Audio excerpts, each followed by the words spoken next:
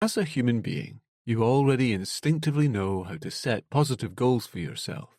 At the very simplest level, when you reach out to turn a door handle, your unconscious mind has a template in mind for how you'll grasp that handle and open the door.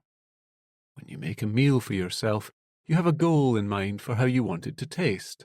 And at a deeper level, we have goals for what we want from our relationships, from our work, experiences we want to have, things we want to achieve, and even what kind of a person we want to be.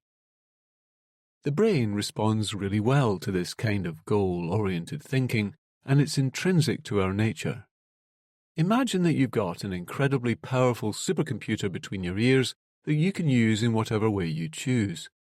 If you give that supercomputer a positive instruction, like you want to feel alert, focused, and confident in a meeting later today, or that you want to get some new creative ideas for a project you're working on, it will get to work with all its amazingly powerful resources on moving you towards that goal, and you'll often find that things start going remarkably well because you're naturally in an optimal mental state for success.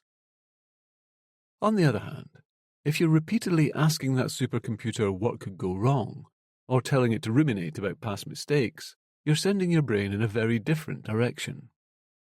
A colleague of mine was telling me just the other day about a time he was playing tennis. It was coming up to a crucial point when his partner called out to him, "Don't get a double fault." And in that moment, all he could think about were the words double fault. He missed the serves and lost the game. A negative template like that can trip up the mind and cause us to get in our own way. Does this mean that we should never consider what could go wrong, or that we should never analyze our past mistakes? Of course not.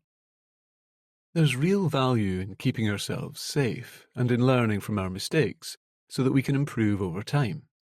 But some people get into a bad habit of excessively cluttering up their minds with what they don't want.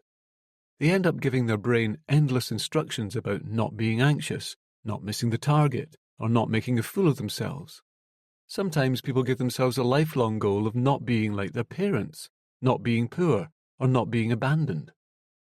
These not goals are much harder for the brain to process, and they can induce a background sense of stress and negative rumination that can steal away from your positive energy, drive, and focus. Because it's one thing to know what you don't want to happen, but it's another thing to consistently give your brain a clear, positive sense of what you do want to happen. When you get into the habit of setting yourself simple, positive goals for each day, each month, and each year, everything becomes smoother and simpler, because you're activating the natural goal-oriented aspect of your brain and putting it to good use in your life. And that's exactly what the deeply relaxing, hypnotic part of this session is going to help you to do.